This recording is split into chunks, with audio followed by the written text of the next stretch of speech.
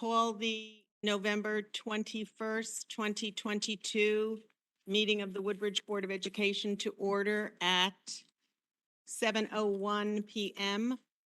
with a reminder to all those watching and participating remotely to kindly mute your microphones to avoid any background noise. This meeting is being held as a hybrid meeting consistent with Connecticut Public Act 22-3. The public may attend in person or electronically via WebEx. This meeting is being recorded and the recording will be available on the district website.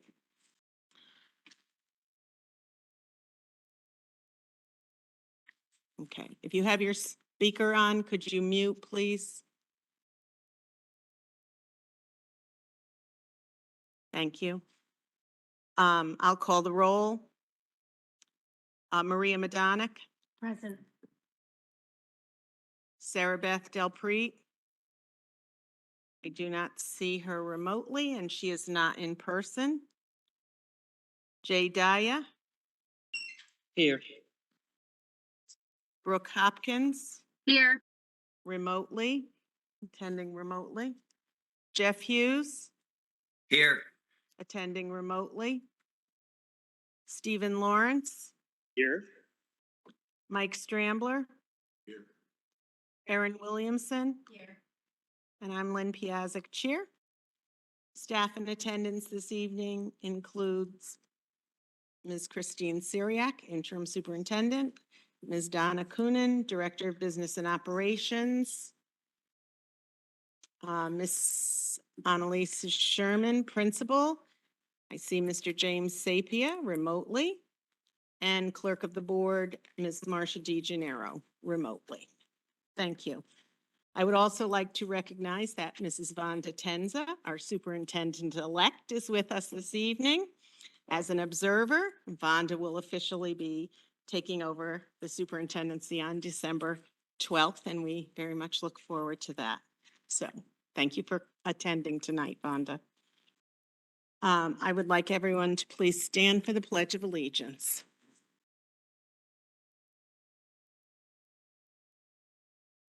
I pledge allegiance to the flag of the United States of America and to the republic for which it stands, one nation, under God, indivisible, with liberty and justice for all.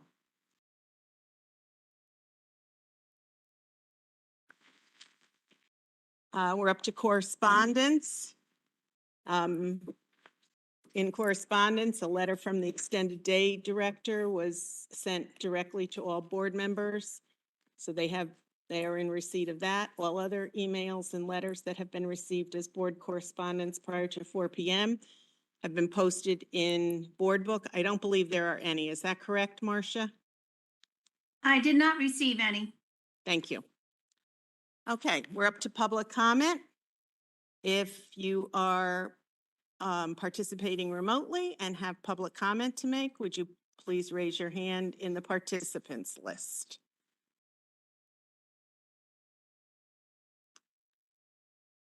I don't see any, do you? I don't see anyone who wishes to participate publicly this evening. So now we're moving on to the PTO update. A written report from PTO can be found in board book. I encourage the public to access the report to see a listing of all the amazing things the PTO plans to support the school district.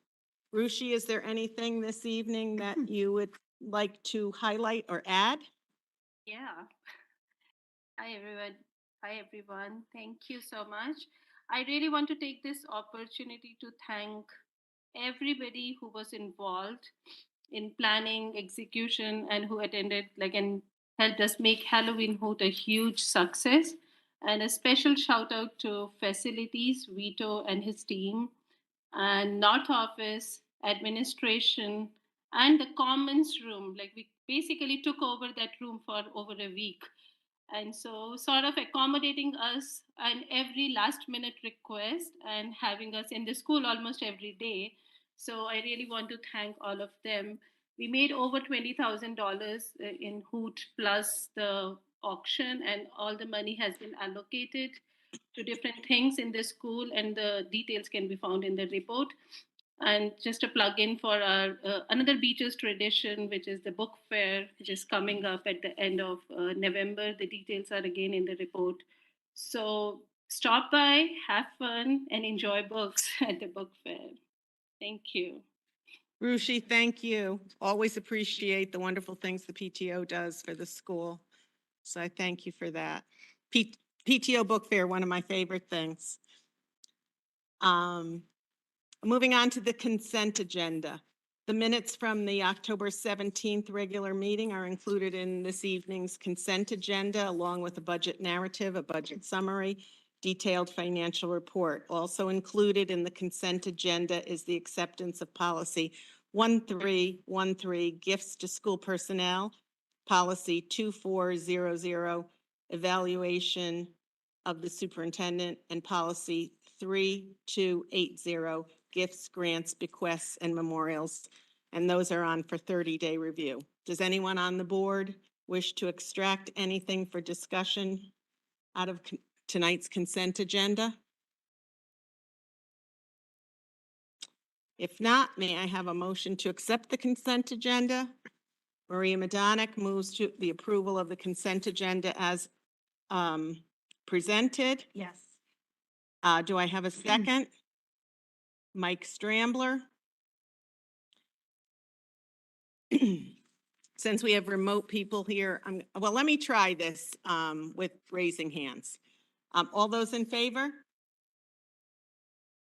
So everyone in person, and I see Jeff's hand and Brooke's hand. So that's a unanimous, Marcia. Thank you. All right, we're up to 3A, Superintendent's Report. Ms. Syriac. Thank you and good evening. Yeah, you unmute. I'll mute. I'll do this, and you have to turn up your volume. for us.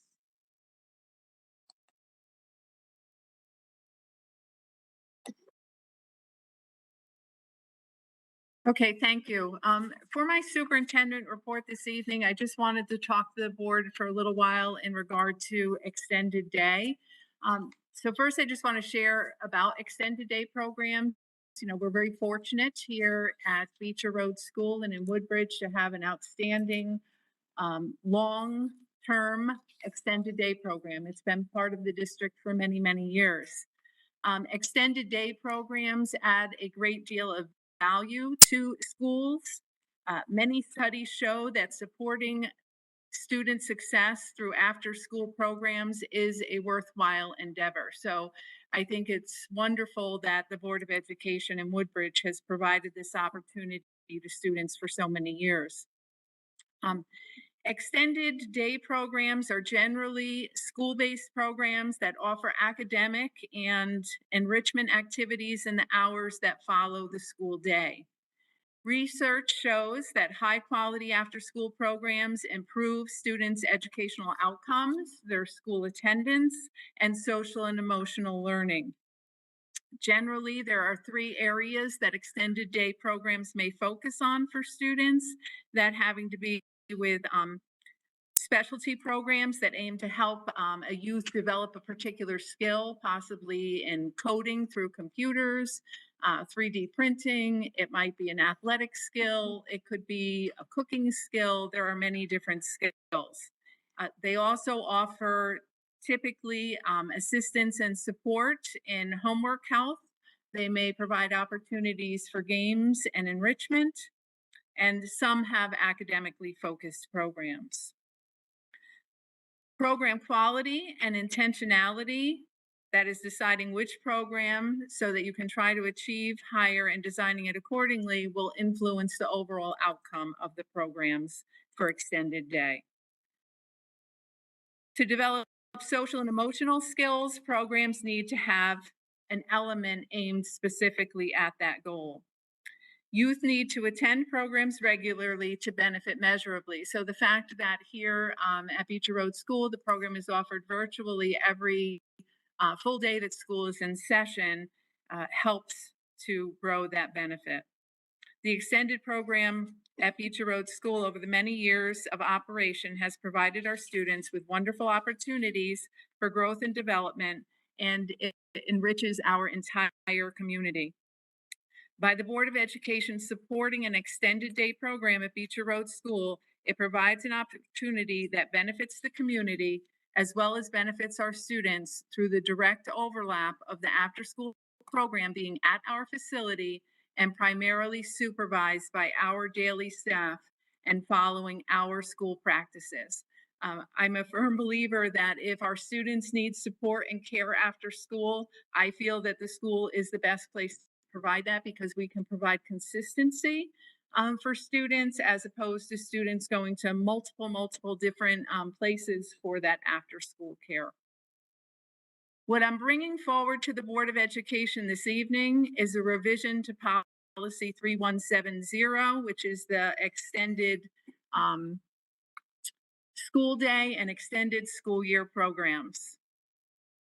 The only change in the policy itself is to clarify that a nurse be present during extended day. Currently, the policy references that there be a person who is CPR and first aid trained. I think it's important. We do provide a nurse through our extended day program, and I think it's important to quantify this through the policy. During my 2 tenures as the interim superintendent, the hiring process for the director positions has been challenging. As it currently operates, the position is a 1-year position and posted yearly as a stipend position. Feedback that I have received on both occasions has been the desire to have the director/leadership positions be current WEA teachers with aspirations to pursue an administrative certification and/or already have an 092. Administration feels that by being a member, a teacher during the regular school day, the director would be familiar with and current with our safety protocols, our behavioral expectations of the day-to-day operation of Beecher Road School. Such things as responsive classroom, the way we manage discipline, social emotional pieces, etc. In my review of the teacher's bargaining unit contract, I feel that we are not currently following the expectations of that contract. Section 5.08, extra employment compensation, Section 5, employment of individuals outside the bargaining unit, and Section 6, supplementary contracts, indicates stipend positions are to be offered to members of the WEA prior to extending the offer of unfilled positions to members outside of the bargaining unit. The district has posted the positions every year for many years, and there is no guarantee, as with any posted stipend position, that the same individual will be offered the position each year. Stipend positions are posted yearly, they are applied for yearly, and they are appointed yearly. The regulations that I have drafted align with both the WEA contract as well as with the feedback received from the administrative team. In the regulations, it states that the program will not operate on parent conference days. While I understand that parents who need a place for their child after the conclusion of a school day will view this as a hardship, the regulations provide ample notice to families that the program will not be in operation on those dates and that alternative plans will need to be arranged. As the program is primarily staffed with our teachers and our teaching assistants, providing coverage during the time teachers are available to have conferences with parents is problematic. In addition, a change in state statute for the current school year and school years after this requires districts to provide 18 hours of professional learning to our paraeducators. And we need the time with our paraeducators on the early release days for parent conferences to secure enough hours for professional learning for our TAs. Since our school reopened in 2021 after the COVID shutdown, we have not offered a morning component to the extended day program. Due to the challenge of the early COVID protocols that were put into place, the morning program was disbanded. one of those protocols that made it very challenging was when we still had to do cohorting. It was very challenging to do that in the morning with just a few students who were participating. The morning program is not academic, nor is it enrichment based. It is a very challenging time of the day to provide security, nursing coverage, and staff coverage. The program was basically for 45 minutes each morning. Students were dropped off at various times. Some were dropped off 45 minutes before the school day started, some were dropped off 30 minutes, 10 minutes, etc. Based on my conversations with administration and current extended day leadership, it is my recommendation that the district no longer offer the morning component to extended day, thereby providing ample notice to families that we do not plan to resume the morning program. As I stated, we have not offered the program for almost 3 complete school years, and while I know it is a challenge for families, they have made other arrangements for morning care of their children for the past few years. This evening, from the Board of Education, I am seeking approval of the policy change. I am seeking adoption of the regulations, and I am seeking an understanding that moving forward, there will not be a morning component to the extended day program. That's all that I have. I'm sure that you have questions. You want to have a question? You want to have the motion and then discussion? However you want to do it. Okay, so I'm going to turn my volume back up. Okay. So I'm wondering if we can have a motion and a second, and then we can have discussion about what Christine just presented. Go ahead. I move that we approve policy 3170, extended school day and extended school year programs as revised. Motion made by Maria Madonic. Do I have a second?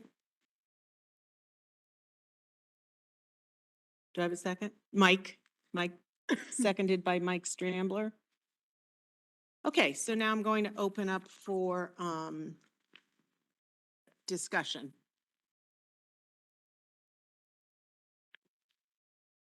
So Maria, do you have any questions or comments? I do.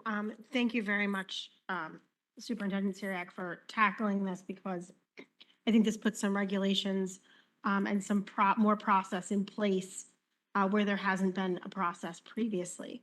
I had 2 questions. The first was in some of the items under the hiring protocols, I'm wondering if the clause "and a member of the WEA" does that exclude any member of the faculty from applying from that position?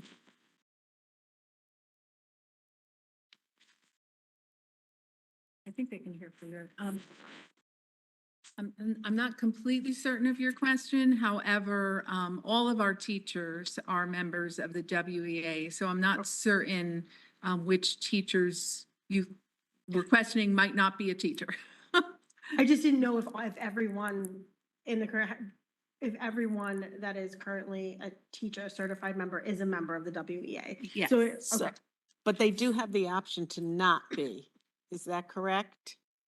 Correct. They do have that option. I am not currently aware of anyone who is not part of the WEA. I can find that out for you.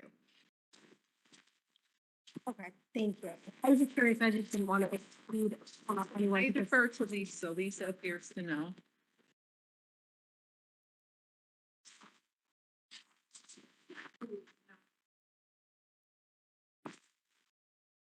However, they're still covered by the contract.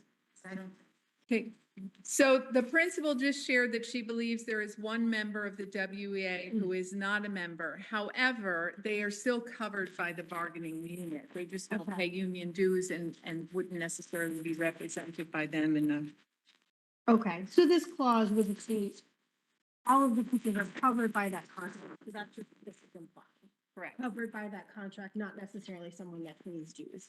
Correct. Okay, perfect. And then the second was a question, also more of a comment regarding the morning program. I think, if there is a need in the community, it is possible for the community to go out to some of the organizations that are currently within Woodbridge and slightly outside of Woodbridge, like the JCC or the YMCA, there's possible that there could be something that's put together, but being that it's not an educational opportunity for the students, I think I understand what your recommendations are. So thank you. I appreciate that. Mike? Aaron? Brooke? No questions, thank you. Stephen? Yeah, my question is. The concept of the program. And in a sense, we've had. Lynn can't hear, Mr. Lawrence. Oh, so you need to unmute, Steve. I forgot to unmute. All right, let me start again. So my question is about the continuity of leadership with the program. And given that the program has had fairly continuous leadership for a number of years, but in fact the position is reappointed each year, could we find ourselves in a situation where year to year we're trying to get someone up to speed and or not actually have anyone want to take on that responsibility, leaving us without an extended day program? So I'll answer the second part first, which is what this policy would state is if there was no interest within the WEA, then we could post the position for outside candidates. So certainly we could continue to open it up to people who were not in the WEA. In regard to continuity of the program, many of the individuals who have been part of the program have been part of this program for a very long time. So I think you would continue to see continuity. But the second leg of this task, so to speak, would be for us as an administrative team, along with that leadership, to take a look at the program. Are there changes at that point that we want to make to the program? Do we want to continue with what's currently offered, which have been wonderful things? So in my position, I do happen to believe that you will have interest in other individuals because each year multiple people apply for the position. And I think because of the long-term standing of the program itself here at Beecher Road School, that it will continue to be a quality. Mhm. So, well, just one follow-up question.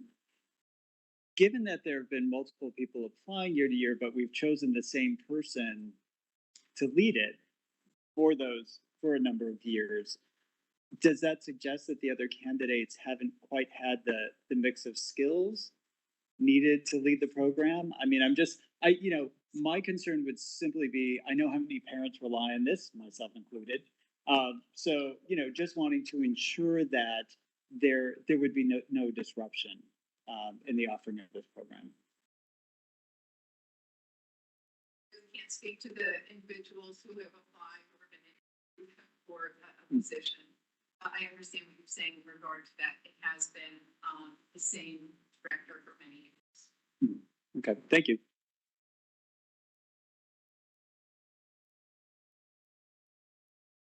Jeff? Yes, Christine, can I ask what your vision is from going from a teaching role to extended day role? The transition's almost like instant. So I just kind of see how you think that would go. Would they lose some teaching time? It isn't our expectation that they would have to lose teaching time. Again, that's something that administration can work out with the individual in regard to the structure of their day within the school day. The director position has in the past been a WEA teacher who has been on the staff. And the administration and I, in our consulting and talking, feel that there is a challenge to that. However, there is also value added by having the person be an active member of the school.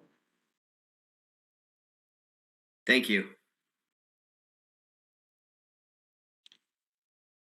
Jay? So I'm going to piggyback off Stephen's comments. Continuity is very, very important, I think. And here we do have leadership that has been established, that has worked. I think many parents would argue very, very well over a period of time. And so you sort of said the word has and is. That's the part that's confusing me a little bit. So when somebody was a WEA member Do they continue to be I don't know the union. So do they continue to be a WEA member? Because I know as a member of a union, I continue to be a member, but in a different status. So that's the first question. And the second part of this is going back to Stevens, what time is going to be taken up of a full-time faculty member? So I would sort of stress that we consider somebody who has been on the WEA alongside somebody who is on the WEA. And I understand your perspective. Let's take teachers in first and then offer it. But I think there's a middle tier here too, where somebody who has been and then offer it open. And that's the way I would probably verse it. But could you sort of go back and say has and is, what, why the distinction? So after, I didn't realize I was saying has and is or in what context, but after a person resigns or retires, they are no longer a member of the WEA. So they are not an active teacher in the bargaining unit. I feel strongly that we have not been following the contract language, which is part of the WEA. Both times that I've been here, it's been extremely challenging to try to figure out how to go through this process of interviewing the people who have applied for a position and not having some kind of regulations, et cetera, to follow. And so the other piece of that is that regardless of whether the policy is changed and or the regulations adopted, the standing practice is it's a one-year position. The person has to reapply every year. And on either of my previous two occasions, I could have appointed differently. So it's no guarantee that the leadership would remain the same, even without a change. I felt that by adding the regulations to this policy, it gives more structure for future superintendents and leaders to have a process to follow. So that's where the direction I'm coming from. Thank you. Anything else, Jay? Okay, now that we've had round one, is there any other comments based on what was just said? Go ahead, Erin. So the belief is that we're not currently in alignment with We cannot hear Aaron. WBA. Has there been any complaint about the fact that we haven't been? There have been no complaints brought to my attention in regard to that. However, part of my role is to uphold the contracts that are there. But no, there have been no grievances filed. It was never brought to my attention by the WEA as a concern. Go ahead, Maria. I do think contract, we bring ourselves closer to the goal of growing leaders within our district, which I know has been discussed a few times on the board about allowing opportunities for our current staff to enter into leadership roles.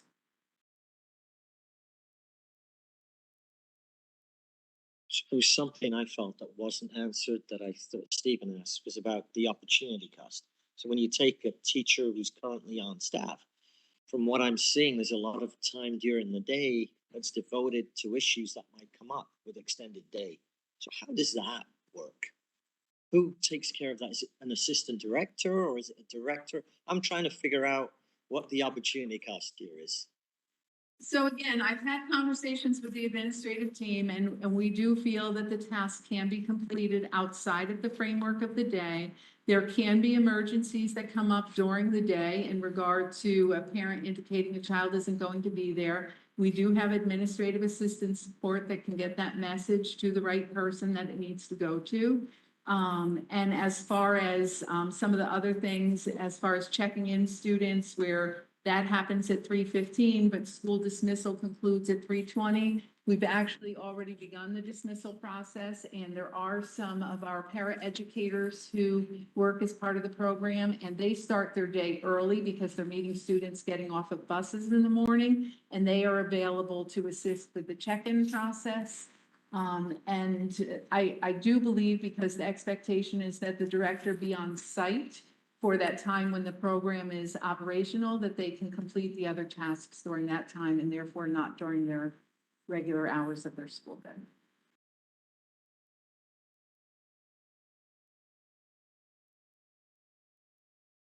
Jeff or Brooke, anything else? Okay. All right, I'm just wondering if in this sentence, as Maria pointed out about a member of the Woodbridge Education Association, if we shouldn't clarify that and say a member, working under, the WEA contract or something, just so that it doesn't, there's no question about it precluding a faculty member who does not join the association. Okay. Is it, maybe there's better wording, Christine. I'm not sure what it is right at the moment. I thought I had it a minute ago, but seems to have taken a little journey on its own. Maybe a member covered by the Woodbridge Teacher Association bargaining agreement or something like that. Okay, and I just realized we have to change teacher to educator, right? For it to be WEA. So right now it would be WTA. It should Oh, say yeah, Woodbridge it should say, yeah, Educator. Education Association, yeah. So that would just be increased. So do you just want to put the word working before member? And a working member? Or just add contract maybe to the end of that sentence, a bargaining contract to the end of the sentence. A member of the Woodbridge Education Association bargaining contract Or agreement? or bargaining agreement is, yep, that's the word. Thank you.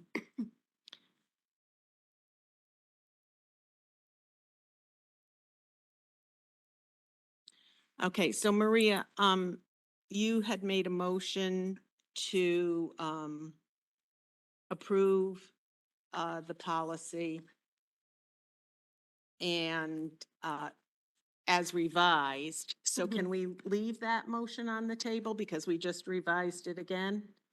Or Marcia, maybe you can answer that question for me. If, I think because we further. because we further revised it, do we need to, further revise our motion? No, because the motion read as revised and you're Hang just on, Marcia. allowing that to continue. Okay, Marcia, say it again because I couldn't hear you. I'm sorry. That's okay. Your motion was to make it as revised, and further revision on that, the board has the right to be able to do that at any time. Okay, so I guess the motion's okay then as it is. That is correct. Thank you for your assistance. I always appreciate it. All right, any other comments, questions? All right, I'm going to call for a vote. Let me repeat the motion. Move that we approve policy 3170, extended school day, extended school year programs as revised. Was the motion and the second? Maria? Yes. Jay? Jeff? Yes. Mike? Yes. Brooke? Yes. Stephen? No. Aaron? And I vote yes. Motion carries. Lynn, I did not see Aaron's vote. Was that a yes or? Aaron was a yes. Okay. So the motion carries 6-2, Marcia. All right, Christine, thank you for your work on that. And also thanks to Maria and the policy committee for their work on that. That concludes my superintendent's report. And I thank you for that. Next on the agenda is Beecher Road School update. Ms. Sherman. Thank you, Mr. Billings, for setting up this fancy I don't know what it is, but it's super fancy. So thank you. Good evening, everybody. Thank you for allowing me to be here with you. I have a few things to share with you. I wanted to start by sharing some really amazing whole school events that we had recently. We had a Halloween walk. We actually started this a new tradition at Beecher during COVID times as a way for our community to sort of be together without really being together. So our kindergarten students stand down south on the island in their beautiful costumes, and the rest of the school community comes outside and they're able to walk around and not only see the kindergarteners, but also see one another. Many thanks to our Woodbridge Police Department for helping to block our driveway so our kids are kept safe. And it's just a really fun, uplifting opportunity to be together as a community and see all the fun costumes. We also had a really beautiful Veterans Day assembly, and I have to thank Mr. Ponchik, who attended our ceremony. He is a town resident. His grandson currently attends Beecher, and he very kindly donated the flag he received at his father's funeral. His father was in the military, and when he passed away, the flag was given to the family, and Mr. Ponchik really wanted it to be a part of the Beecher community. So he came and he spoke to our students and donated that flag to us. So we're looking into getting a display for it so that we can hang it, make sure that it's on display here in the Beecher community.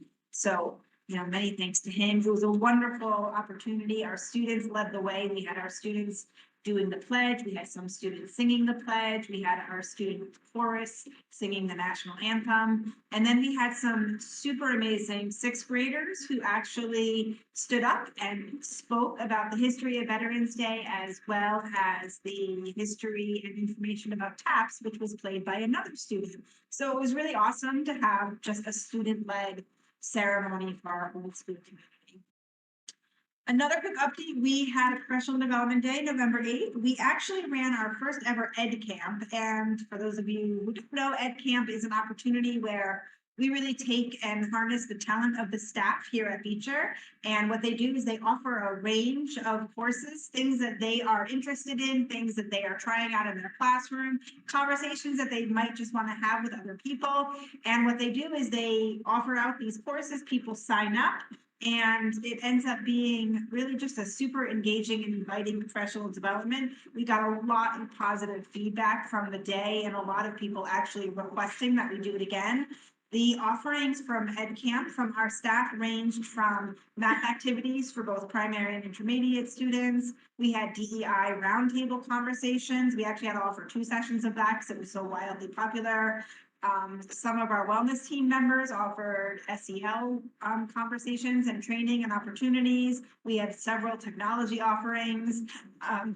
There was conversation around literacy instruction in the primary grades and grammar instruction in the intermediate grades. So it was a really powerful day of learning for our staff, and you know, kudos to all of them because it's a brave thing to share something that you're passionate about and make sure that you can keep that engaging and inviting for everybody.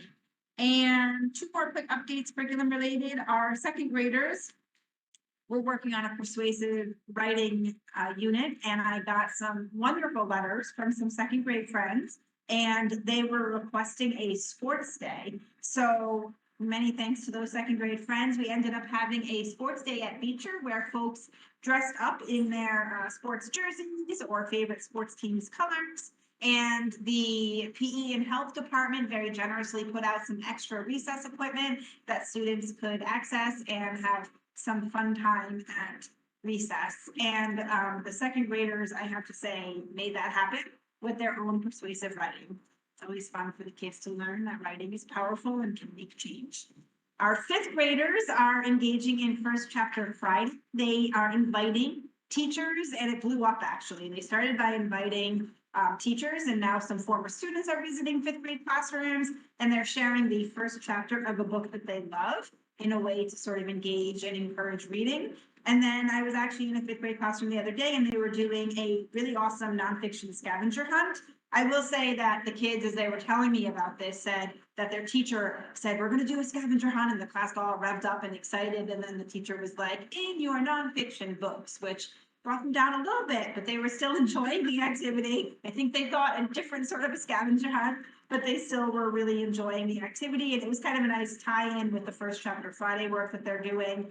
And just a really fun way to sort of engage with nonfiction texts in a deeper level. Any questions? Anyone have any questions for Lisa? Wonderful. Thank you very much, Lisa. Great things always happening at Beecher Road School. 3B is upcoming meeting presentations. December's Board of Education meeting will include presentations on the 2023-2024 operating budget proposal. Get ready for that. And an update on the TAG program. We talked about that last month, and some people gave some input about what they wanted to have included in that.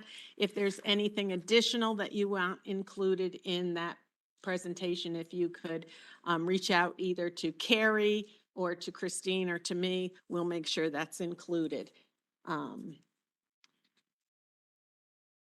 Thank you.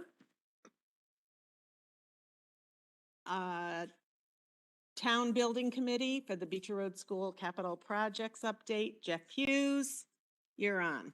Yes, thank you. Building committee met November 10th. We had a very robust conversation looking at some timelines, looking at beginning of December for the annual capital budget request going in, looking at June 30th for grant funding requests going in. We also talked about the bonding process and how we would look to move on it, an RFP come our December meeting. Another part of the conversation was the pool and the current condition of the pool and any future ideas and what can and should be done for the pool. One part of that conversation was to stir a discussion amongst the BOE members on our thoughts about the pool and how it's used and its future use. So I don't know if we could stop there and have a discussion, or you wanted to finish up. Why don't you finish up and then we'll Sure. go around and call on anyone who has questions or comments to make about the use of the pool. Great, thank you, Lynn. Also upcoming from this meeting is November 28th at 6 p.m. We're having an interior walkthrough with the Board of Finance, Board of Selectmen, and Board of Education members. I encourage those who can make it to please do. I think it'll be a really great walkthrough. And also what came up as well as a discussion point was combining the pool into the roof, drainage, tree, security projects. How would we present that to the town? Will we separate it out on a referendum? Will we combine it? Also probably a great discussion point for the Board of Education. So that's the update on the building committee, and I think we can maybe start a discussion, Lynn. That'd be great. So I'm gonna just say if we could have focused discussion first about the pool, and then the second go around, we'll have a discussion about if anyone has feelings about the referendum, whether it be one question or two questions. It's not our decision to make. It's the Board of Selectmen's decision, but we can certainly give input to the Board of Selectmen. I've had some conversation with Tony Genovese about that, and I think both the building committee and town hall is looking for some idea about what the Board of Education is thinking. So I'll start with Mike. Do you have any comments on the use of the pool? Entirely following about the specific conversation. You just clarify that. At the building committee, there was a discussion about whether the pool is repaired. Jeff, maybe you can help me. I'm thinking close to $1 million worth of work that needs to be done to the pool. Yes, it's sounding that way. So to help the discussion along, some of the things we discussed is the pool curriculum really important to Beecher Road School? Do we try to use the pool area as maybe future classrooms? Do we close off the pool and use it just for a recreation area for the town rec? Those were some ideas that were brought up and some talking points. So maybe to feed off those ideas or any others that you may have, that might help start the discussion. So can you take yourself off mute? Are you off mute? Oh, Ms. yeah, Marcia now I am. couldn't hear you. Well, now there's a mute. We good now? Okay. All right. Thanks for that context, Jeff. So I think the pool is a great asset for the community. I think that um, one of the things that I know a lot of kids, including my kid, have been excited about is the availability of the pool. In past, we've had swim lessons also taught here at the school. I think that swimming is an important skill for kids to learn at the elementary school level. So, in terms of its value, I think it brings a lot of value to our community. I would hate to see it closed off, so I would not be a proponent of doing that. But you know, I guess I'd want to understand a little bit more about the finances around keeping it open and repairing it, rather. Yeah, thanks, Mike. Aaron, do you have any? I mean, I agree with Mike. I think that to me, learning how to swim is a safety issue.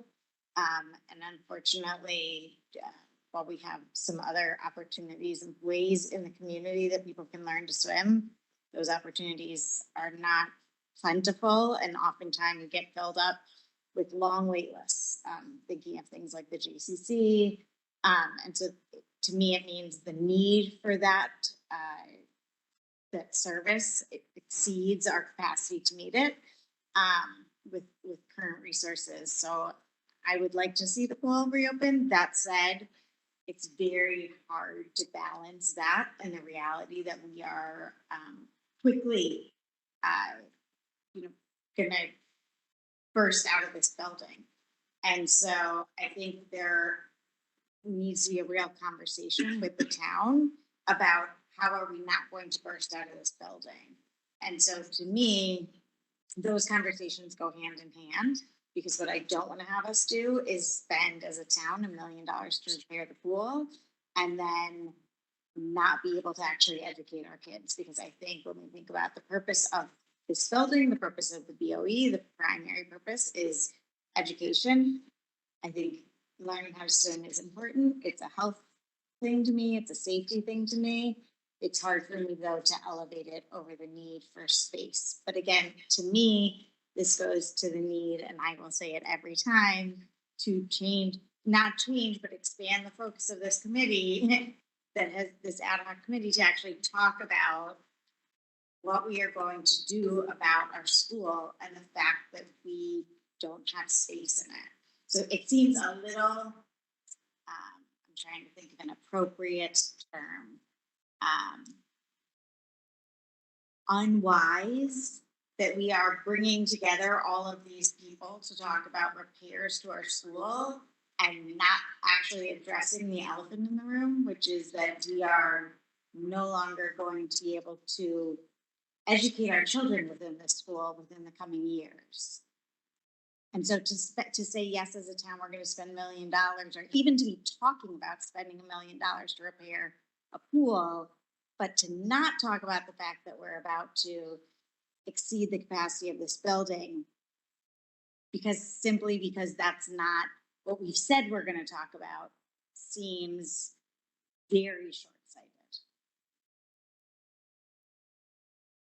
Thanks, Aaron. Excellent points, excellent points. Jeff, I don't know if you want me to take some notes or you want to just scribble some things down so that we can share with the building committee the next time they meet. What? You're muted. Jeff, you're muted. Yep. Yes, I can help take some notes. Okay, thanks. I'll scratch some stuff down too. But those are very excellent points, and I think that that's true. We need to address that conversation I had with Tony Genovese, kind of revolved around that theme. So, great. Brooke? I agree 100% with what Aaron just said.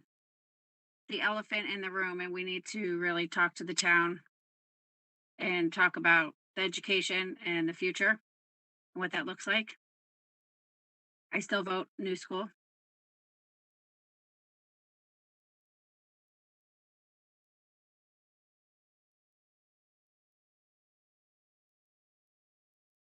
Thank you. We're having a little technical problem here.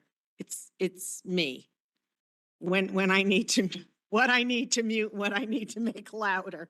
So could you repeat that, Brooke, so that the people who are sitting in the audience here could hear you? I basically summarize, I agree 100% with Aaron. And we need a new school. I think that was an additional comment, Brooke. I didn't hear that before. Good job. Okay. Stephen? Yeah, I'll tag on to my two fellow board members who preceded me. Yes and yes. I would also say, what I think has been valuable about the pool is it's also provided an opportunity for members of the community who may not have children at Beecher to make use of this school and this resource and feel connected to it, which I think is just a critical part of what this community is about. You know, I think where we run into challenges is where people feel like the school is something separate from their lives and therefore not as of much value to them. In fact, this is a resource for the community. So while having to weigh a classroom versus a pool, yeah, it's a false dichotomy. The pool creates real value in terms of the learning of our children and in terms of our connecting to the larger community.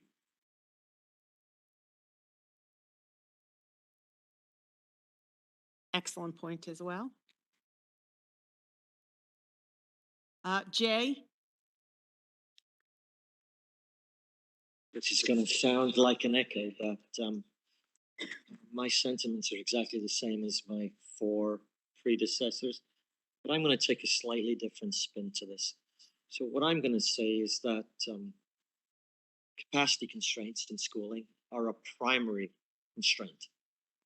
All is a secondary constraint. And so the roof, which is leaking, really needs to be done. And so I think if you can make those events mutually exclusive, then that would continue with offering schooling without having to put black plastic bags, Jeff will confirm this, up to try and prevent water from coming into the building and creating significant damage. I see that as a primary problem here. Mm-hmm. At the same time, I agree with Aaron 100%. I think this is a great opportunity for us to sit down. And one of the proposals that I've made at 2 finance committee meetings is let's set up 2 committees that go in line with the building committee. One looks at other options available to us in terms of expansion. And the other one takes a community perspective, which would include the Board of Finance and the Board of Selectmen and even community members. That would include people who value this pool, which I know many people in the community do, to think about what options we have. Because as people have said already, that could be great classroom space. And that would alleviate a significant concern. Now, I'm going to go back to opportunity cost where I started. Do we have anything else that could replace that? And the pool I think of immediately is the JCC. And what I would like to do is to maybe again set that committee up to see if we could use their facilities during the daytime at a certain time where we pay a fee as a school to use those facilities. Now, I'm just making very, very broad statements here. I'm not saying that we go along any of these lines. But if there's a resource there that is underutilized, then from a financial perspective, that might make sense to us. And we do convert the pool to classrooms, and the pool that is in town, the JCC, might be something that we might consider using more extensively for classroom lessons. I know the logistics would change a little bit. I'm sure Mr. Taddy and Mr. Lavoie and the team would be able to work around that. So I'm sort of thinking that let's put a committee together. One looks at it from a town perspective, one from the board perspective in terms of capacity. And that goes in with this building committee to say, you know, there is that elephant in the room. We should address it before we make other major changes. Because 5 years down the road, we might say, okay, let's change the pool now. And I don't think that's fair to the taxpayers nor to the school.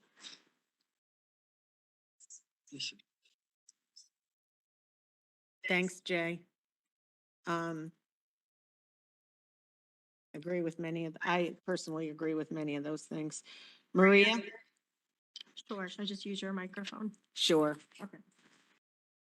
Thank you. I agree with my fellow colleagues on the board. I think that there are many groups in town that depend on the pool. I think it does connect the Beecher building to the community. I think swimming is a health initiative, and we are incredibly fortunate as a primary school to have this in the building. But I don't know if we have quite enough information, and I see here on the requested documents that the building committee itself has requested to look at some more documents related to the pool.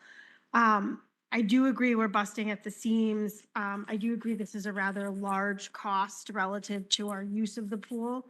But there may also be costs with making that area of the building structurally stable if we remove the pool. And my only knowledge of that is investigating removing residential pools. And the cost differential was actually not that great between restoring it and having to remove it. So I think that the building committee should take a look at that because it's that cost differential that we're going to look at. If we need to make that area of the building structurally sound to build classrooms, what is that cost differential going to be? Because if it's relative to the cost of the entire project, negligible, then perhaps having use of that pool outweighs not using the pool, and we need to look elsewhere. So I think that's one of the things the building committee should consider as they're looking at these other documents is what is the cost of fixing it versus the cost of making that area structurally sound for something else and the state regulations required to uphold in order to remove that pool. So I think we need a little more information to comment on that. And then we're able to make a better decision worth cost benefit to the town and to the school when we have those numbers. Speaking from a curriculum and finance perspective with regard to the Board of Education, we are in the process over the next couple of years of revising curriculum in many areas. So I think in looking forward, we kind of need to keep an eye out for, this is a phenomenal resource to have and to be able to teach children during the day, but it is not a state requirement. And are we going to have other state requirements that are going to preclude offering this program? So I think we just need to keep that in the back of our mind. And also, it's my understanding, and please, especially Jay from the Finance Committee, I know we had this discussion there, correct me if I misheard, but I believe the Board of Education budget covers the utilities of the pool in exchange for our use of that. And our utility costs have more than doubled. So I think we need to take a strong look at what that cost benefit is going to be to keeping that program here. And then moving forward, do we need to cost share until utility arrangements have sort of evened out a little bit? But with that said, I do agree with my fellow colleagues on the board. I think it's an amazing resource to have in our building. It's an amazing resource to connect to the community. There's lots of community groups that use it, but I would need a little more information about cost benefit to make a decision from the Board of Education. Thank you, Maria. So I could probably talk for an hour about the pool since I've lived having the pool in the building that I teach in, but I will not do that this evening. I have attended some of the building committee meetings, and I'll note that the town building committee minutes from the October 13th meeting are in the packet. There was a meeting after that. I am not yet in receipt of those minutes, but once we get them, we'll share them with you. But this is a huge issue for me in many, many ways. The cost issue that you guys have all talked about, the community issue that you guys have all talked about. But one thing you didn't talk about, the benefit to the kids in having this opportunity. It's amazing. And we call it the Learn to Swim program in the primary school, but believe me, the kids don't learn to swim. They don't really learn to swim, but it's an introduction, and I think that's incredibly important. So I think, I mean, I'm guessing that really what we need to do, if they really want us to come up with a decision, which they haven't asked us to do that yet, but they've asked to have the discussion, is we're going to have to make a list of pros and cons and what that all means. One thing that we haven't talked about and considered is security in the building. And I do see that having recreation and other groups come into the building either during the school day or when school is starting or ending becomes for us in the town a liability. So we can't talk a lot about security in public session, but I do think it's a consideration that we are going to have to look at. And, you know, I have some really wild ideas about what we can do. Our board has talked about building a new school. You know, maybe recreation takes over the south part of this school and it's closed off in some way that it is, it doesn't affect the security of our students during the school day. And we have a beautiful new primary school. I mean, I don't know, there's lots of things to think about. But I think that this is a huge issue. And I don't know that it's going to, we're going to have an easy decision by saying, you know, we can take a vote and we can say we want the pool or we don't want the pool. I don't think we can do that without really studying all of the pros and cons of having the pool here. And what it means, not just for the school and for the students but for the community, the greater community, the Recreation Commission and the people who use the pool in this community. So, so I don't expect that we're going to come up with any really definitive decision tonight. But I think that opening the discussion is important, and we have to keep thinking about it.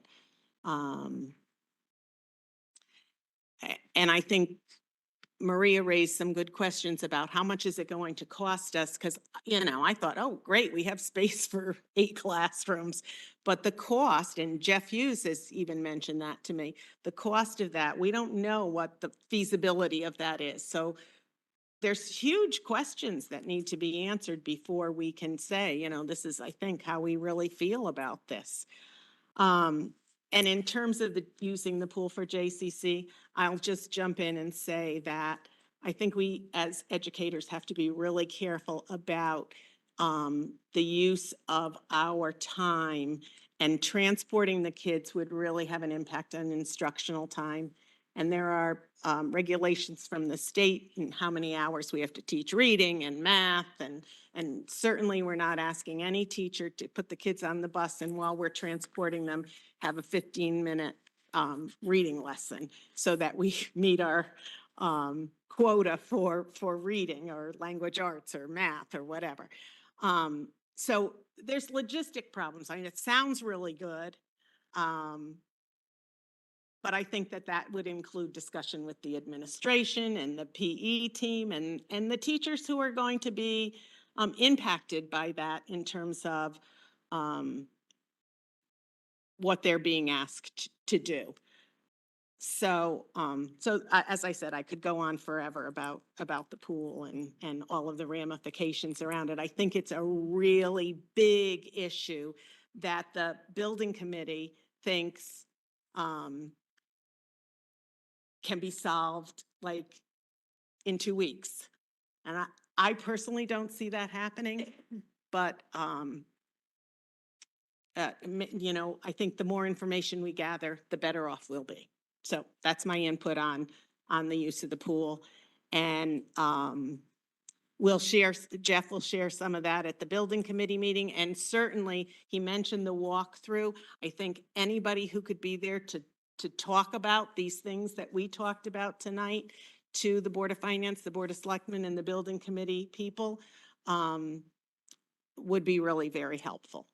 The second part was just any thoughts that we had on the referendum. If it indeed, the town is going to have a referendum for X amount of dollars for repair of the pool, restoration of the pool, and all of those things that Jay mentioned that we can't live without, we've got to have a new roof. We have got to deal with the drainage issues.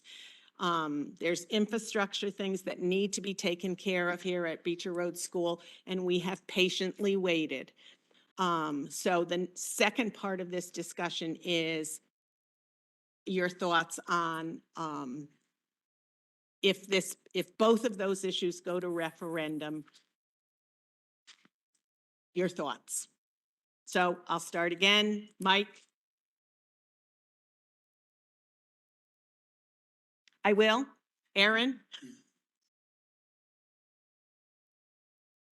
I think my thoughts are based on what we know now about the pool, which is a lot that we don't know. I'd want them to be separate. Honestly, I don't think they should be together. I think that, to your point, we've waited very patiently. Our building is slowly falling apart. We have to get these things fixed. Honestly, my biggest concern is that we're not talking about the elephant in the room. We're going to go to referendum.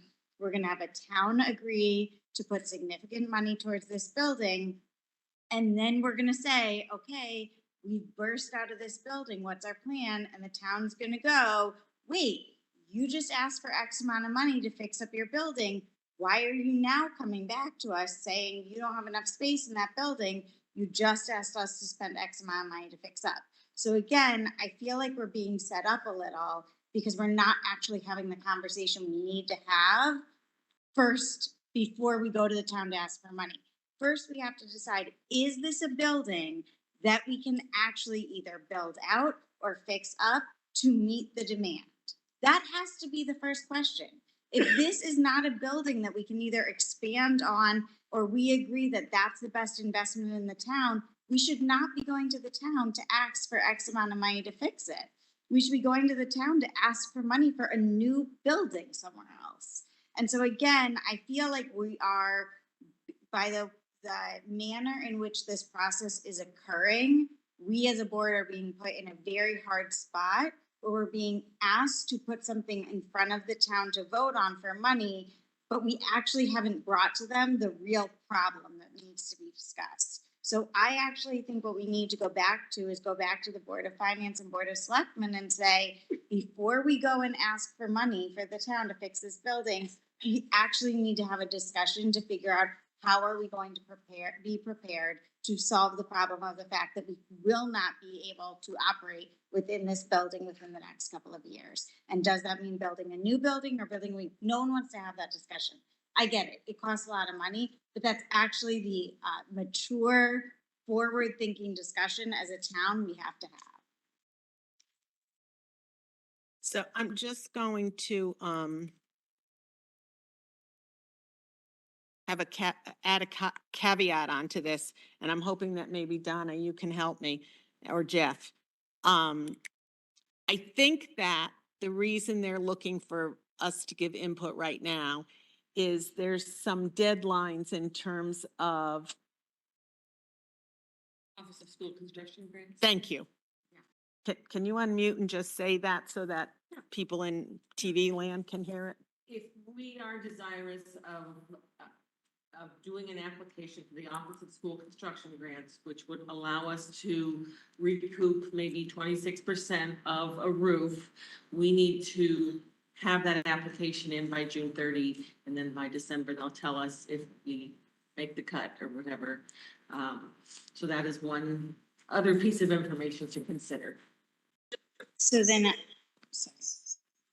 what I would say is separate them out.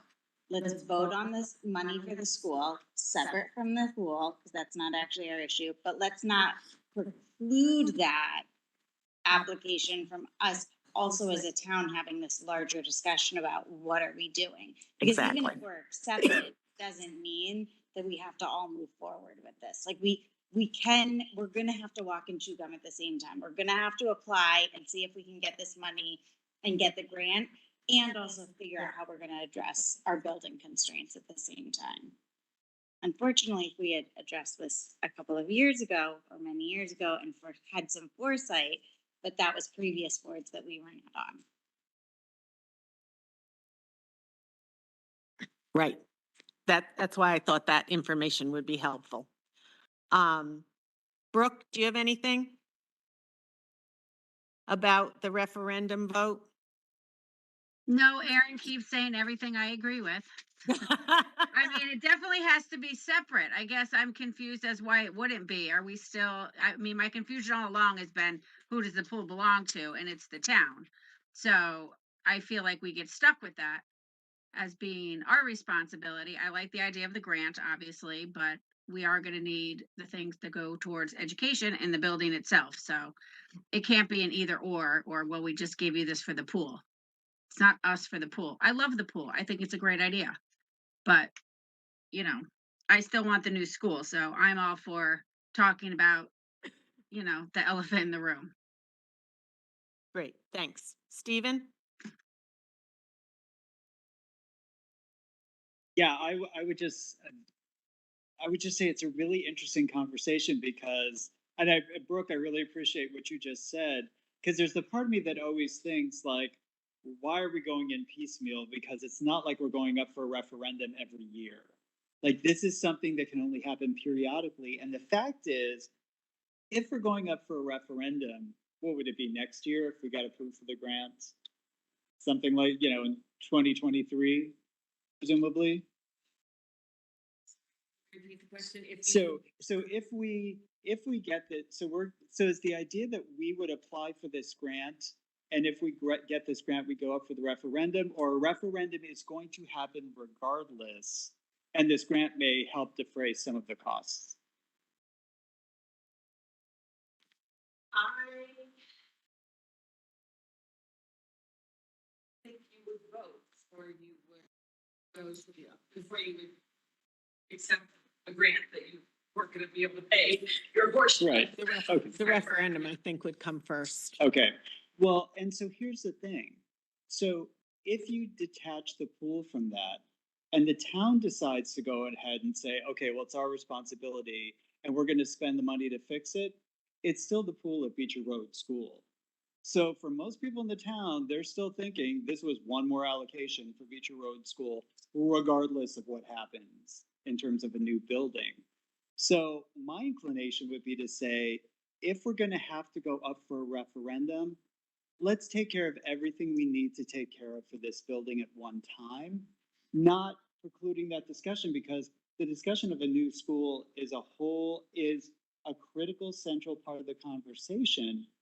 But my feeling is everything, it's going to be seen as having been Beecher asking for their pool to get fixed, even if it's a separate referendum that the town leads.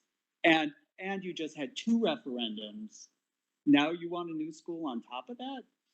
Like, I think, there's a part of me that just thinks bundling it one time, that then clears the slate. A couple of years later, if you're voting on a new school, that's a whole, that's a separate thing. It's not, piecemeal, though. People are going to be like, you keep coming back, and what's next? Well, I want rec. I want that to be clearly under rec. oh, no, fair. Yeah. So is it under rec? Yeah. I mean, Yeah, I and don't so think it that's should be under red, Board of Ed. Yeah. I agree that there's going to be the misunderstanding. I don't want to feed into that misunderstanding by having it be one thing. I want it to be very clear. Board of Ed asked for this because this is what we need to educate our kids. You want a pool as a town? That's great. That's a rec thing. So that's why, because I do think people lump it all together, but that's where we get screwed. I mean, I just couldn't think of another word, so. It's in the dictionary. Right. So that's the end of my thoughts on the subject. Okay, thanks, Stephen. Jay? Okay, I think we're putting the cart before the horse here. Because I'd hate to see that we spend a lot of money on the roof and then 5 years later decide that the capacity is insufficient And I know there's rules about taking state funding. And if we did decide to build a new school, then my belief is we would have to probably pay back a portion on this roof if we went and got another one. There are rules on that. Right. And we might be going into a gray area. There's a stepping stone. If you change your roof within 10 years, you have to give back a quarter. If you change your roof within, so that is something to keep in mind. So there could be a future liability that if we put something into this building without having thought about the capacity issue before, this is where I say the cart before the horse. Let's get that horse in front. And so I'm looking at this charge, and I've just read a sentence that I think is important. I'd like to point it out.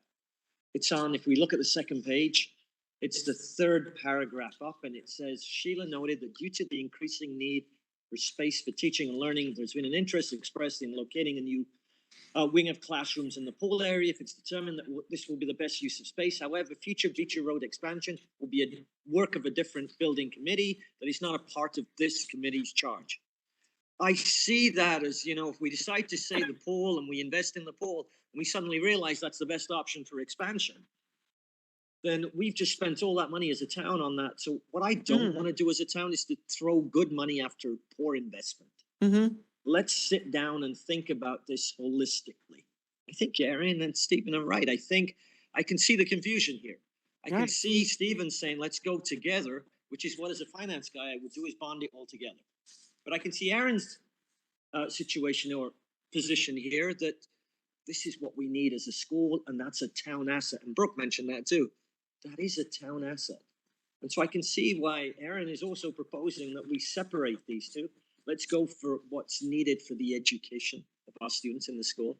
And that's a community asset, which the school does use. And I think, as you mentioned, it's a great asset to have for the school, but we are a part of the community. We can't forget this. My worry is that the town will look at this, and residents will look at this to say, you've just taken so many $1 million, and 5 years or 10 years along the road, it could be even 20, where we say we need a new school. And they'll say, didn't we just? We're still paying off the bonds on this. So I want to have that discussion very quickly, because there's a timeline with respect to grant funding, to say, okay, how do we go about this as a town? That is a town asset. So to ask us to make a decision on that town asset, I think we need to all sit down and have a discussion. All right. So I'm just going to add this also, which I probably should have started with in terms of this discussion. Tony Genovese told me today that he's anticipating that at the December 14th meeting of the Board of Selectmen, that they will decide whether it's how the referendum will be presented. 1 question, 2 questions, what will be included in the referendum, that will be decided at the December 14th meeting of the Board of Selectmen. Feel free. Is there any way for us to give public comment at that meeting to say that the Board of Ed feels strongly that before this goes out for referendum, we need to have an in-depth conversation about capacity within the school and what our future plan is for that? I just want it on record that they're moving forward, and we're all saying no. We're all saying you are boxing us in. You are making a decision that the Board of Ed does not agree with by forcing our hands to decide about fixing things that could create long-term liabilities and actually hinder our ability to have enough space to teach our children. And that is a decision you are making against what we advise you as a Board of Ed. So, public comment is part of all town meetings, so public comment can be made, I guess, is the answer to that. Jeff, I just realized I missed you on the first round. So I don't know if you want to weigh in on both issues. I can combine both rounds into one. I wish I followed Erin directly, because I agree with her wholeheartedly. I think we really need to address the elephant in the room. What's the direction? What are we going to take on? All this money going into the school, and then to Erin's point, we can't use it in a few years. I think we need to have that conversation sooner than later. Um, I liked Stephen's logic. Hey, let's bundle everything together. Referendums don't come too often. And it's very logical thinking. I just throw a little caution on that as people tend to vote with emotion. So you'll have people who don't use the pool say, "Oh, I don't want my tax dollars going to a pool. I'm going to vote no." And next thing you know, we don't get our roof fixed. So I caution bundling the referendums.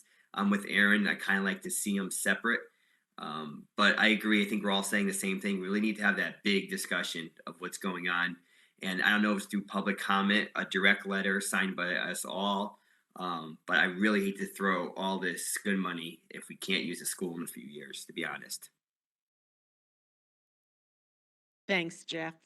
So all of these things you'll bring to the building committee and also again, I remind people, we can say these things during the walkthrough. Maria? Thank you. I'm going to use your microphone. Okay. I agree with all of the things my colleagues have said, even an understanding of putting them together. I think I hear Jeff's caution with what happens when the referendum was bundled last time. And that's things in the school didn't get fixed because people voted against other things that were included in that referendum. I absolutely hear about busting at the seams and needing to really take the time to sit back and plan for the long term. We just had CAPS conference, which we'll talk about later in the evening, but one of the presentations that I went to was about, it was entitled Equity, Safety, and Health, how to plan for and implement changes to your district regarding the building. And it was an incredibly informative, for me, because this is not my area of expertise, presentation about how building design and school design is being geared towards physical and mental health, is being geared towards the curriculum. How are we presenting the curriculum and what types of spaces are needed to present that curriculum in the future? Safety and security, enormous concern with building design, and equity, safety, and the health of students and staff in the building are a huge concern for going forward. And they presented as an example of this, the changes that are happening in the buildings that were built in the Bristol school system. And that this was a 3 to 5 year process of investigating what is needed for the district, doing all the studies to prove that it was needed, doing all the studies to show the town that the money was needed for these specific reasons related to curriculum and health of the building and safety and security. So this is not, I mean, I agree with my colleagues that are saying we need to look forward because this process is going to take quite a few years. And in 3 to 5 years, we are going to be busting at the seams. So we need to do something about that immediately. Start talking about that, start those discussions, as Jay mentioned, about other committees, even if those committees start as just committees of the board, looking at what other districts have done and getting some ideas.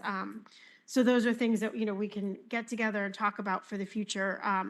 The short answer is I do think that the referendums need to be separate, given what's happened in the history of our town, with people voting things down because they didn't like one aspect of the referendum and then the school not getting what they need. How I'm reconciling those two processes, those two thoughts, is that just because we may need to either look elsewhere or build on elsewhere for the school, it doesn't necessarily mean that this building or parts of the building would not be used by the town or by recreation as a whole. So it is entirely possible that we may not need to get money back if we have received grants because we could still be using parts of this building. The roof is integral because we can't start our energy savings until the roof is fixed. So there's a lot of things that depend on that for the future of our budget. And so in that sense, we can't have the roof leaking in those 3 to 5 years that we're researching and planning bigger and better things for our district. And so I think that we need to get those things fixed. I think the building will be used in some capacity within this town. And given the history, I think that they should be separate. Thanks, Maria. Do you want to add anything, Ms. Syriac? So. Hang on. I guess the piece I want to add is I can hear the sense of urgency from the Board of Education. And I'm the one who shared with you the updated enrollment report that projects that in 2031, you will have approximately 100 and almost 1,000 students here, almost 100 to 150 more students than you currently have. That being said, when I was here 2 years ago, when I left, the roof was about to be repaired. It was about to be repaired. And then I returned and the roof was not repaired because the referendum didn't occur, etc. So I think there are two separate things here. One is you need to get the roof repaired. That can be covered through this grant process part of it. The drainage and those components. We also have the newest report in regard to possible technology and security upgrades to the school. Those cannot wait while a building project takes effect over many years. Those are things that need to occur immediately. Those are things you've had in your capital budget for several years now and that you have brought forward to the town. The capital budget that you approved in October has those components to it. They will look for a grant to offset part of it. They're looking for money through the referendum process and bonding to pay for the rest of it. The other piece in that capital budget that you are sending forward that we will be presenting next week on either the 1st or the 6th, we haven't received the date yet. It includes those out years, which says, hey, guess what? We're going to outgrow this school and we've budgeted like $3 million a year for those 3 out years, knowing that at some point there may be this need for a building project that's extensive. So I would just caution that I don't think you should step away from this, but yes, I see the urgency in moving forward in what that next step will be as well. And you have to fix the roofs, you have to fix the infrastructure while you're waiting. 2031 will be here before you know it, but it is still several years away. And I don't want all those years to tick by while your roof continues to leak. So that's just. Jay, did you have something you wanted to add? Superintendent Syriac raises some very important points. So we're in that catch-22 situation, right? Damn it if you do or damn it if you don't. We shouldn't be in this situation. This should have been done 3 years ago. Erin already raised that point. Yes, it was a different board, but we can't have the town delay these capital investment projects and then impact the school, because one of the things that I think Jeff and I have talked about is the damage it's going to do to our existing structure. And I'm going to argue that maybe the drainage issues are a result of some of the roofing. Jeff will be able to confirm this to me, that we're going to actually pay more in the long run because we didn't fix that little hole that was there in the first place. And so if that's the way the town wants to operate, then fiscally we're being irresponsible. So I think at this moment, separating these, and I'm hearing Stephen's bundling, I'm saying separating these is very, very important, and get it on the timeline that's on this docket at the moment, and we get it done. And I think Maria mentioned something about maybe raising some capital on the building that we've talked about before, where we have it self-sustaining, where we use solar panels on the roof or some option such as that. That would now get a full buy-on from even those members in the town who are hesitant to support what I would call a revenue neutral or revenue positive project. I know the bonding agencies will be very happy with that particular aspect of it. And I know the town will be very happy because it is revenue neutral or value neutral is the way I'm going to refer to it. And so I think we need to get this roof done before we run into even bigger problems. That's my worry. And this has been the catch-22 for me. Do we go and say, let's wait, get this committee together? I want to do that anyway. But I want to get the roof fixed. And we're talking about 2031, which is 8 to 10 years away. Any building of a new school, sorry, Brooke, it's going to take at least 10 to 15 years. And so this roof will need to be beyond 10 years is what I'm hearing for us to claim the tax or the state grant. And hopefully the solar, if we get that on board, will cover the costs. So in a way, we'll be to a cost neutral position. I think that's the best I can propose here. That way, if we unbundle the two assets, then a decision can be made separately on the pole And I feel really bad about it. I know WAC uses it. I know the school uses it. But I still feel that there may be some sort of other option that we could explore. If I may, I really appreciate this conversation because there's also clearly town history around referendums that have taken place with which I'm not familiar. So from a strategic perspective, I completely understand the unbundling and am fine with that. My question would then be, or my comment would then be, do we as a board invest any more time having conversations about the pool? No. You know, because it just feels like that's not a conversation we should be having then. You know, if it's about the roof and guaranteeing we can keep our classrooms dry and ideally get some energy savings when we're able to install solar panels, well, great. And let's just stop there.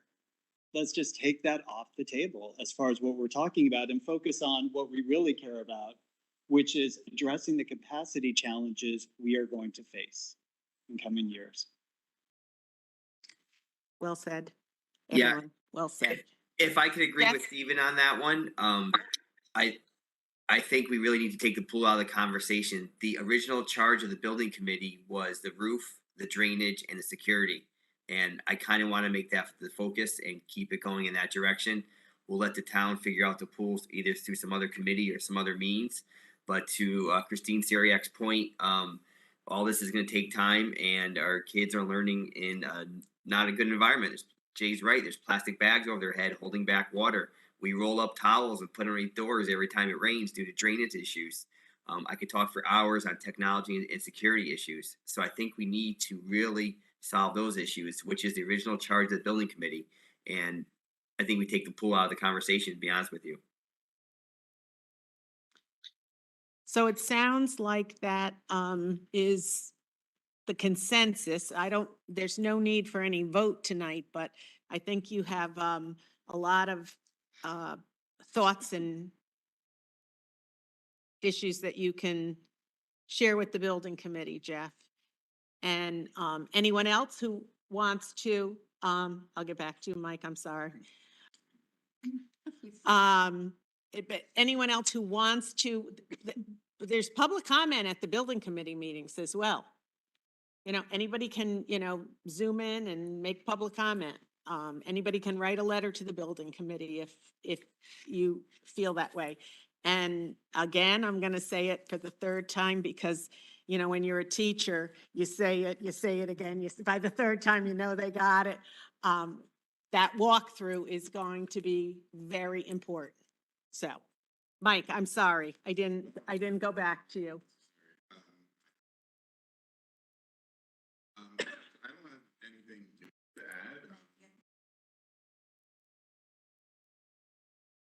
I don't have anything to add.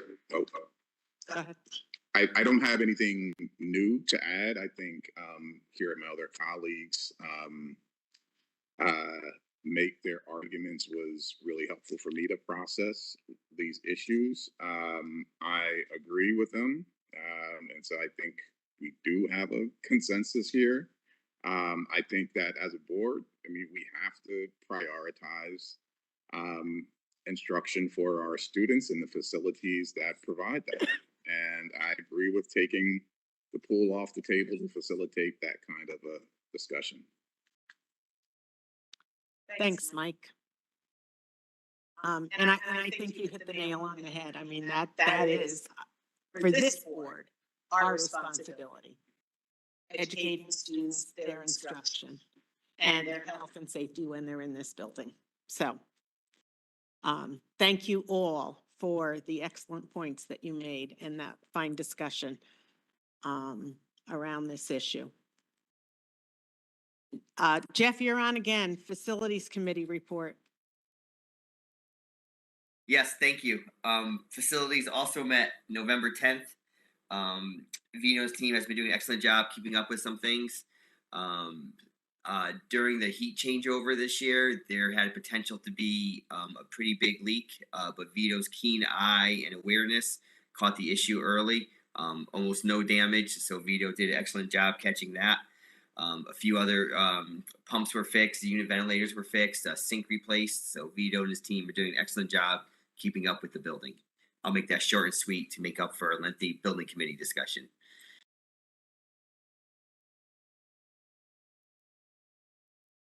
Anyone have any questions for Jeff? We'd just like to thank Vito for all the work and his team that they do on the building and all that extra work and effort. We had a great letter. I'm going to recommend the community take a look at this letter. It was a great letter written by, I believe, from the Department of Health. Valley Health Valley Health District. Authority, and it really did commend all the work that Vito and his team were doing in this building under sometimes pretty difficult circumstances. So I think we have an excellent facilities team, and we should be really proud of that. And we should thank them for all their effort. Thanks, Jay. I couldn't agree more. A dedicated team is a solid understatement. I really think Vito and his team are extremely passionate about the school, and it shows in their work and what they do. A lot of what they do is self-taught, which is amazing to me, and a lot of forward thinking. They'll take apart a pump and save a piece in case they need it in the future. I mean, just that little thinking goes a long way, and we are extremely grateful. So thank you, Jay, for bringing that up. Agreed. Next is anyone else? I'm sorry. Finance Committee, Jay. So the Finance Committee met on November the 14th, 2022 at 4:32 p.m. Our primary discussion centered around the budget report for the past month, and Donna's going to go over this. So if you have any questions, we're going to get those there.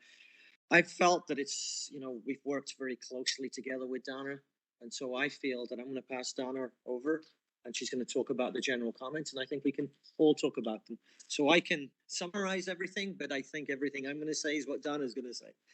So we've worked, I feel, very well together, and I'm very comfortable with the comments that we had between us. Overall, the budget is.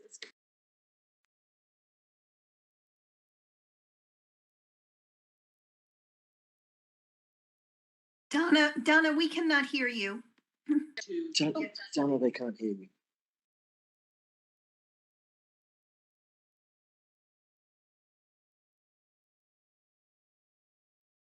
Sorry, gang. Okay. So we are currently enjoying some substantial salary savings due to some turnover in staff over the summer, where you have very experienced people retire and then are replaced by lesser experienced staff and lower down on the salary step. And then like so many districts all across the country, we're having trouble filling some of our paraeducator vacancies. So the combination of those two things together, we are about $300,000 of salary savings at the moment.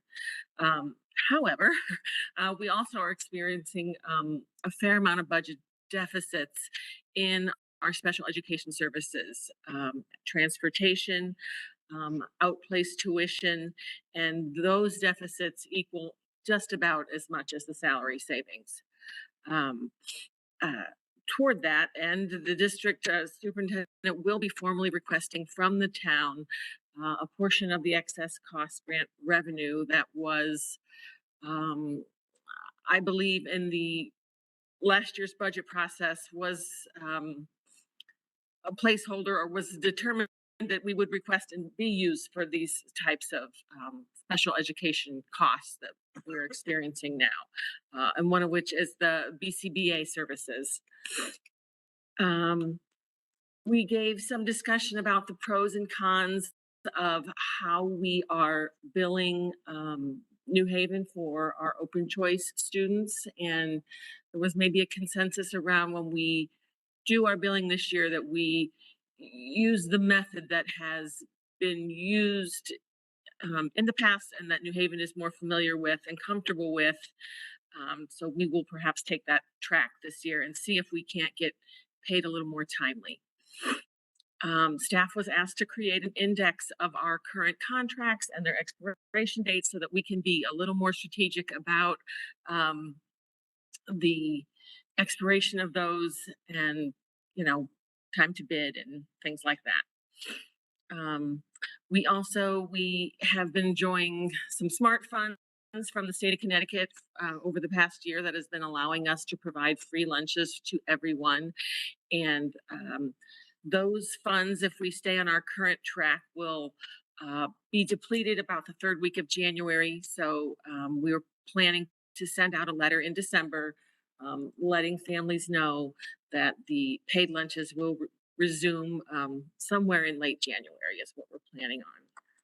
So, yeah, if there's any questions specifically on any line items or any specific category of the budget, I'm happy to answer if I can. Any questions from board members?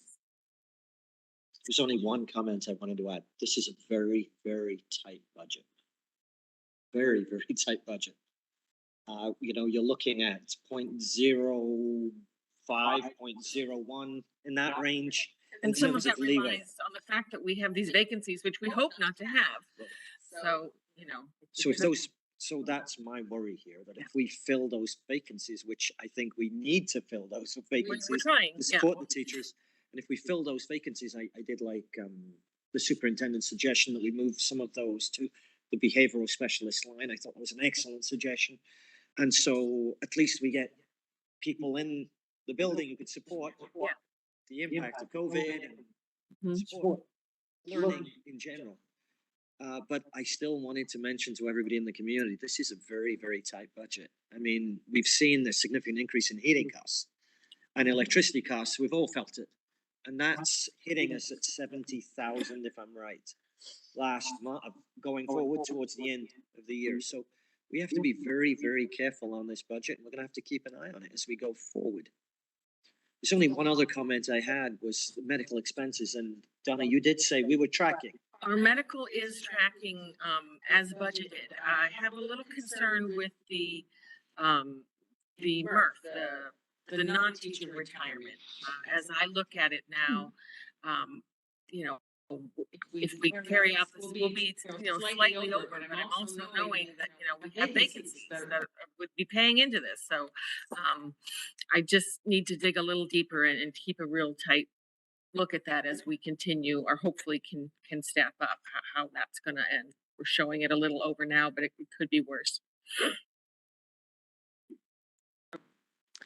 Donna, thank you. Jay, thank you as always. Policy Committee, Maria. And you want to use this? Sure, I'll use the microphone? microphone. Thank you, Lynn. The policy committee met on Thursday, November 10th. And we reviewed 4 policies. One policy we adopted with revisions this evening, and that was the extended day policy. We also have 3 policies on 30-day review. 1313, the gifts to school personnel, 2400, process for evaluation of the superintendent, and 3280, gifts, grants, and requests and memorials. So I encourage the board to take a look at those and reach out to the policy committee if you have any questions prior to our discussion in December. The one thing I will add, I do think that the process laid out by the evaluation of the superintendent followed the CABE model, and it also followed our neighboring district, Bethany, the model that they have adopted from CABE as well. So it seems consistent. And I think it provides us with a standardized process with which to go ahead, even though the meaning is to have a collaborative relationship the entire time between the board and the superintendent. I think this helps set expectations ahead of time. And with regards to the other 2 policies, gifts and grants, another takeaway from the CABE conference this past weekend was that having policies and procedures in place and a standardized process for accepting any of these gifts builds trust with the community. People know that no matter what they do, this will be handled in a similar way each and every time, regardless of what is being presented. And I think that consistency of process builds trust within the community. So I think that those are good things to take a look at. We have 2 policies this evening that have been on 30-day review that are up for adoption tonight. And the first is policy 2120, which is the organizational chart. And if you take a peek at that, that had the dotted lines around the changes that were made.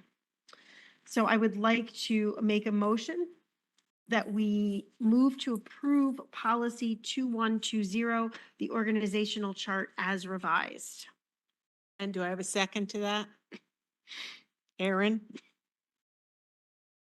Motion made by Maria Madonic, seconded by Aaron Williamson to adopt policy 2120, organizational chart.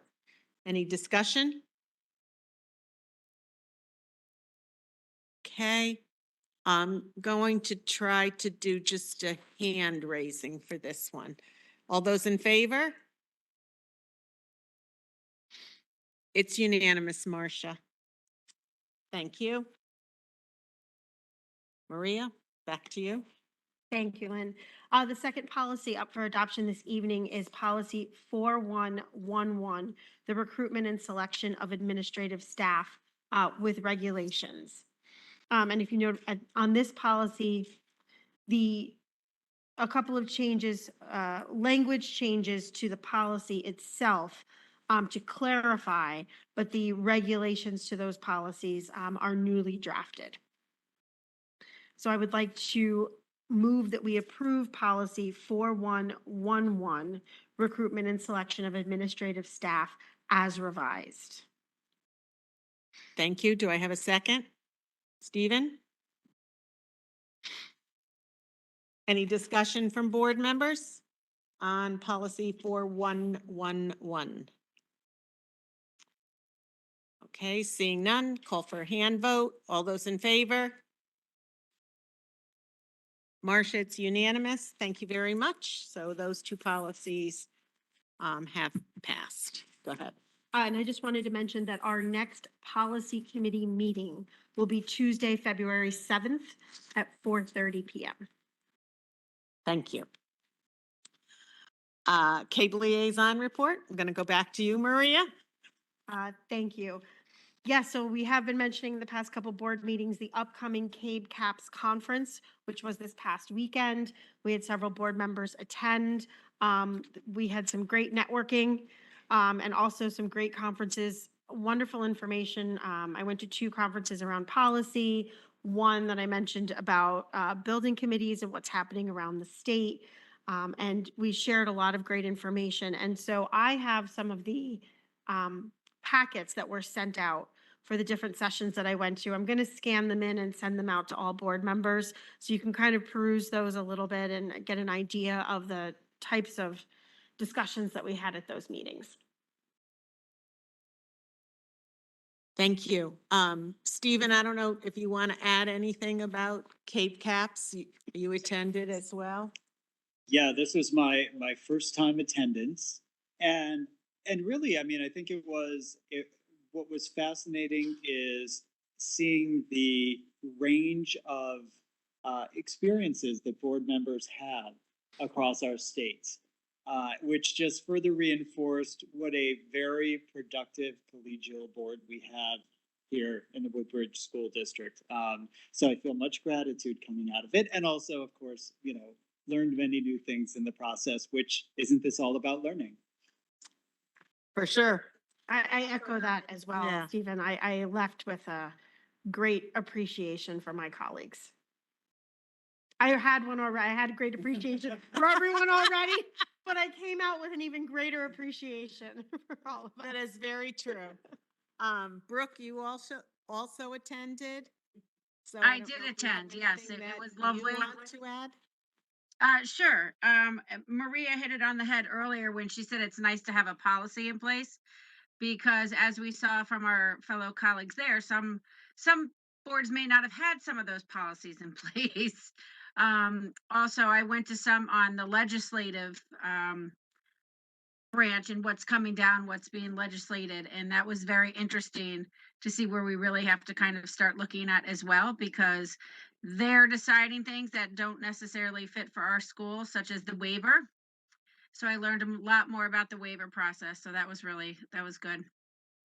But we had a nice time. It was a lot of fun, a lot of learning, and we really have a great board. So thank you, everyone. think we're the youngest board. Sorry, I had to say that. Yeah, except for me. Well, I was like the little mother hen of the. it was fun. Next year, we're all going.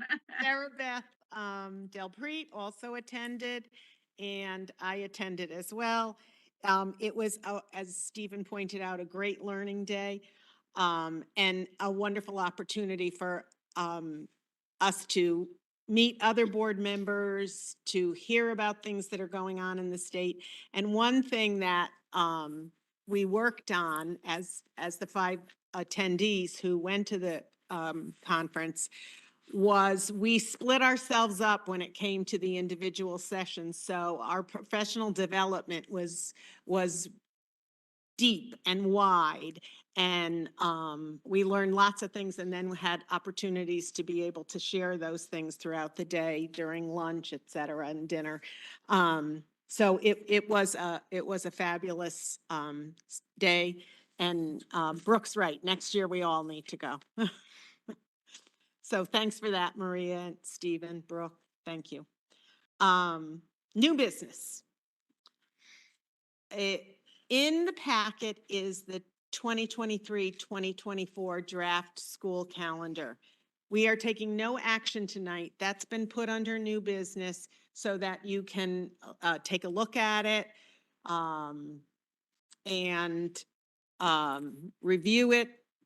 And if you have any questions, bring them to the next meeting where we will take action on that calendar. Do you want to say anything about the calendar? The only piece that I'd like to add is that this is a calendar that was drafted in coordination with all the BOA superintendents, and it's very much in alignment with our current school calendar as well. Yes. Just because we are gonna shift from not having extended day on those shortened days to put an asterisk on the calendar noting E-Day will not be available on these days. Because I do think people look to the calendar for when they're making their own personal schedules and work schedules. And I think having an asterisk to be very clear which days E-Day is not gonna be offered will save a lot of heartache. Yes. Thanks. This happens, I think it's important to put that in that poll as well. Say, please know, this won't be available. Great. Good suggestions, board members. Thank you. All right, so we'll be prepared to vote on that at on the December 19th meeting.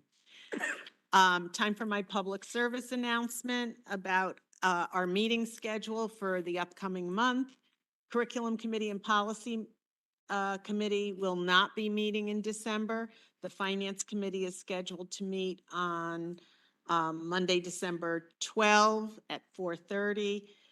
The next regularly scheduled Board of Education meeting will be on Monday, December 19 at 7 p.m. So mark your calendars for those 2 fun events.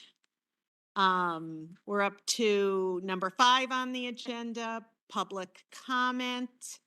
If you wish to make public comment, please raise your hand in the participants list. Rushi, I see your hand raised. So give me a minute, Rushi, because I'm going to read the statement that I didn't read earlier since we didn't have public comment. The board welcomes public participation and is appreciative of the feedback we receive from the community, whether it is through letters or public comment at meetings. If you are making a public comment at tonight's meeting, please be aware that the board will not respond to any comments made during public comment period, except to clarify issues. We will take into consideration your comments, and when appropriate, district administration will follow up with you at a later point in time. We ask that speakers limit their comments to 3 minutes. Rushi. Yeah, hi. I'm just gonna make a comment regarding the E-Day policy, which you guys just discussed today in the meeting. And means I don't envy your position. It's a regulation or under the teacher's contract. like all the things which you guys said. So there are things which need to be done, but as a parent who uses eDay and who relies on eDay a lot, I would just say that eDay is a very, very integral and a reason for which a lot of parents, believe it or not, move to Woodbridge. In addition to the pool, but that's a separate thing. But eDay is definitely a huge added benefit for many parents to move to Beecher. And the changes which you guys were discussing today, again, they have to be made. It will, the way eDay functions right now, I can guarantee that it will lead to a lots and lots of changes in the way eDay will work with the teacher in charge, or like change in leadership maybe every year. So the only thing which I'm urging, which I probably urge in now anytime I'm making a public comment, is like, because the people who are affected most are the parents who are using it, right? And they are the ones who come to know about any changes at the end when the change has been made. So please, means we have had a history of not communicating properly. Like it's very abrupt decisions, like decisions are made. I sit through these meetings, so I know them, but not every parent is sitting through these meetings. But suddenly you get an email that e-day won't be happening from next month. Like there are no prior information or things ever communicated, and e-day is not part of Beecher School Day, but it seems like it is a part of administration or the board, right? That's where you're making decisions on it. So please make sure to convey and think through the changes, because the way eDay is working, many parents are used to that. So it's okay, it has to be made because that's a regulation, but think through and convey the changes prior, like before it actually happens. So that's my comment. Thank you. Thank you, Rushi. Just as a point of clarification, the policy that was adopted tonight, those changes will not take place until next school year. So for people who are watching from home or watch the recording on the website, you'll note that any change to the eDay program will take place in the 23-24 school year. Any other public comment? I don't see any, do you? Okay, thank you. Is there a motion to adjourn? Jay? And a second? Maria? Motion to adjourn made by Jay Daya, seconded by Maria Madonic at 8:59 p.m. All those in favor? Please signify by raising your hand. I believe it's unanimous. I'm going to just wish everyone a very happy Thanksgiving. Enjoy some time with family or just some time relaxing, and take a moment to be thankful for one thing or another. Thank you. board. And be thankful for the board, right? Correct, Maria. Thank you and have a good evening. Bye. Happy Thanksgiving.